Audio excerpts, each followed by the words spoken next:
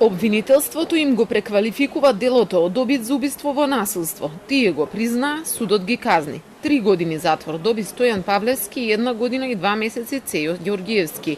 Осудени се за нападот врз пратеникот Зијадин Села на инцидентите во собранието на 27 април лани.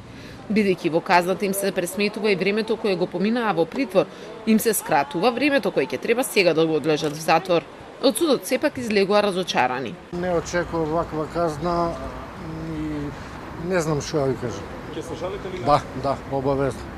Обавезно. Немам друг коментар, стварно не очекував вакво нешто. Висока. Висока. Нешто пониско од ова. Затоа сепак да му спасиш на човек живот, а да те осудат. Немам коментар. Се знае на кого, не знае. Стојан Павлевски и Цејо Ѓорѓиевски после 8 месеци одбрана за обид за убиство добија преквалификација на дело, пошто рекоа дека се каат за насилството врз Села. Павлевски е човекот кој меѓу првите влета во прес-центарот и нагрна на пратениците.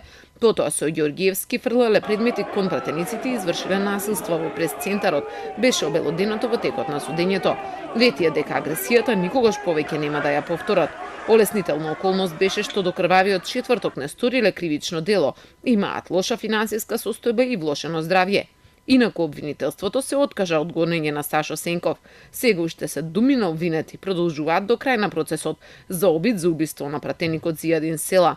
Крунските докази беа видеоснимките и дозината сведоци предложени од обвинителството.